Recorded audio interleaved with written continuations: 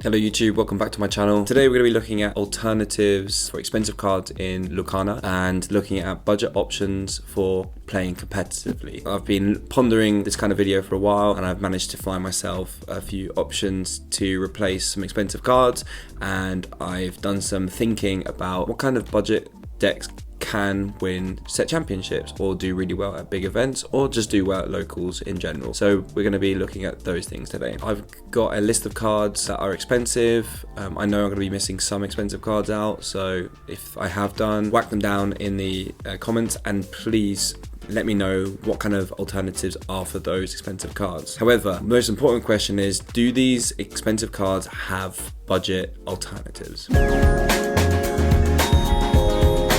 So we're going to start off with Rapunzel, Gifted Healing. So Rapunzel is a card that is so important to any kind of amber strategy where she will be doing most of your drawing.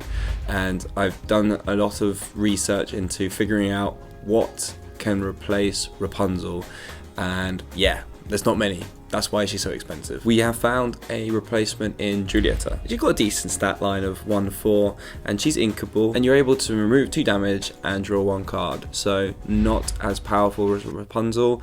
However, you know, it can make you draw a card and heal. So quite a decent alternative. I think Rapunzel is, you know, between $30 and $50, £13.50. So picking up a 10 penny 10 cents card replacement is good, especially when you start playing it and testing it on various applications or in locals and it semi works and you're like, okay, I might commit to playing Rapunzels or buying Rapunzels. The next one is going to be Diablo, Devoted Herald. I really struggled finding an alternative for Diablo, and to the point where I was thinking maybe you just play Draw Engine and your Prince John cards. So Prince John with a discard lets you generate a lot of hand advantage if you're discarding your opponent's cards, but you won't be having Diablo on the field. There's no alternatives to it because of how easy it is to shift into it, how hard it is to remove, such as being evasive or putting it in Hidden Cove, making the stat lines dodge certain things like Let the Storm Rage On. Really strong card, draws lots of cards if your opponent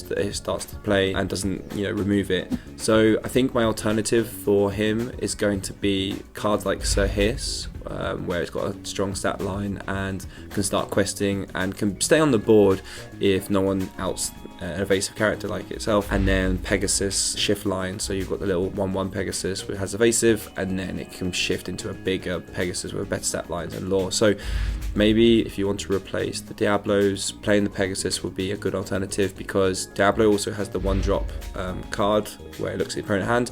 You can just put the little Pegasus and big Pegasus in. But yeah, if you think there's a better alternative, please let me know. And then we go over to some Ruby cards. So we've got Ruby cards all about control and destruction. So we've got the big Sisu and the Maleficent Dragon. So both remove a lot of cards on your opponent's side of the field. Maleficent Dragon banishes 1, and then the Sisu is a general board wipe. I did have a look and there's not many options here. However, the new Scar that's come out, well, not new, but new to me because it's like set championship winning playmat promo. He has Teeth and Ambitions effect, so do 2 damage on one of your characters and then put 2 on something else, so he can be a good alternative for Ruby's removal. And then you've also got this big Pete that when you play him and you have another Pete on board, it can remove something. So maybe you put a little Pete package in your deck. But yeah, not many things that remove cards. I think what you'd end up having to do is do some combos with like a Captain Hook, where you're making him do damage or remove stuff via challenging, or the big Scar, the really big Scar where it will has rush. We move over to Amethyst, and I was looking at Amethyst. I probably haven't gone super duper deep into really expensive cards because I've just kind of come across Elsa. So Elsa's really powerful from chapter 1. When she's played, you can exert up to 2 characters. Even if they're exerted, you can still apply this effect, and they can't ready in their opponent's next turn. And when she's shifted, you know, you get a free questing for 3, which is pretty good. Her stat lines of 4/6 is really strong, so she's a very powerful end game finisher for Amethyst decks. Saying that, not many options here. I like the look of Yzma because she has similar ink. You can play her for 4 if you shift her, but I don't think you'll be playing many Yzmas, but you can play her for 6, which is the same as the shift cost for Elsa. She removes a card and makes that opponent draw 2 cards. But you can also like quest with a say Merlin Rabbit, and then you play Yzma and you spin the Merlin back, rabbit back, and then you get 3 draws, so that's pretty cool. However, there's not much alternatives to this Elsa. I did also like the idea of probably just focusing your deck around bigger, so the one that prevents opponents from singing songs. However, she was kind of creeping up to the expensive side if you're going to be playing 4 of, so something to consider. And then we go over to steel cards. I've put down Beast, I think it's Tragic Hero, and the Robin Hood, and in general they are both really good draw cards for steel, and then obviously Robin Hood does some luring. There are a couple of steel cards that when played draw and discard, so I thought they're quite useful, such as Cinderella or Simba. And then I also thought, you know, if you're playing Cinderella where when she's played draws and discards, then you could use the Shift Cinderella, which can be a massive pain for people to out, and in a competitive environment being able to get her down on the field is really, really strong, because she quests for 3 and she's got resist, and yeah, very, very strong card.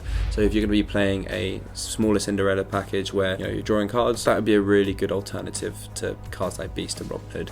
Not perfect, but decent enough to do well at events. Now we move over to our Sapphire cards. I think the only real card with serious value is Hades, and so Hades is a very powerful character in the late game where it's going to be removing characters and putting them in an inkwell. Straight away I can think of Let It Go as a song which does the same thing, but obviously you're not putting a body that can quest for 2 down on the field. I do like the idea of playing the Merlin, the big Merlin, because if you're able to shift him on top of, let's say we're playing Burple, on top of other Merlins such as the Goat or Crab, then you are able to go search for Let It Go, then sing Let It Go. So then the board is very similar, because then you've got Merlin singing Let It Go, putting something exerted in the ink zone for your opponent. So that's a cool niche way that you can go around not having Hades. And then I did come across a Scar, which is a 6-drop, and when he's played he can -5 strength a character, and that could be quite cool because it could completely nullify a big thing that's already like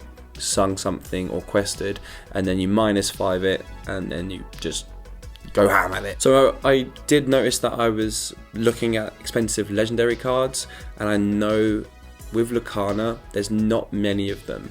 Their money is all in the rares and super rares that cost £10 or more, or like around the £10, $10 area, and when you're playing multiple of them, like 4 of them, it can get expensive in that respect. Obviously like Genie, it's a new card from set 6, I think it's £10 to £15 dollars each. You can like not play those Genies, and you can play more Merlin Rabbits, which do the same thing, a little less powerful. I know there are cards that I could potentially do for another video. Performance levels of the alternatives are, I think, strong enough to compete, but just not strong enough to beat the best decks in the room. I do consider a lot of these cards for their colours as staples, meaning they're really important for those colours, and you probably want to pick those up, then build whatever theme you want around those colours, and that's why they're expensive. However, their budget alternatives are not as good, but worth trying, because I've definitely been there when I was younger, where I was playing card games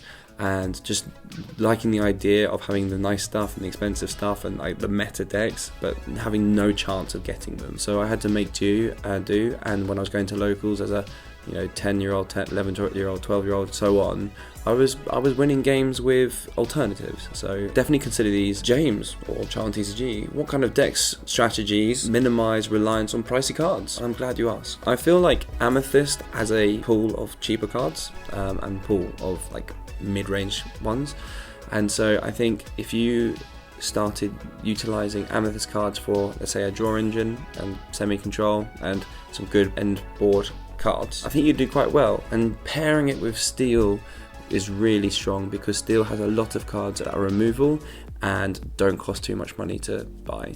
So Amethyst and Steel are a good combination of colours that won't break the bank, and you can do really well competitively. And moving aside from Amethyst Steel, I think you can also make some decks that have an aggro playstyle that will not cost too much money. And as sets are coming out, there's more options for aggro players that become inexpensive. I feel like the bigger the card pool becomes, the more options people have, the cheaper cards are going to be, because there's going to be less demand for the same card. So I think it's really, really important to, if you're new, it's really good to play aggro. If you're on a strict budget, it's really good to play aggro, and you will win games. I promise you, you will win games, because going first with an aggro deck, win game 1, lose game 2, win game 3 just happens all the time. But if you go to massive DLCs, you probably might get all draws, but you don't lose, which is cool. So yeah, I hope you enjoyed the video. I'm happy to have covered quite a bit in terms of not breaking the bank, budget alternatives that you can try out. And if I've missed any expensive cards, let me know. And if I've missed any good alternatives for those expensive cards, or for the ones I've just listed, let me know, because the database is getting bigger and bigger. I hope you've enjoyed the video. Give me a like and a sub and a comment and stuff like that, and I will see you soon. Bye bye.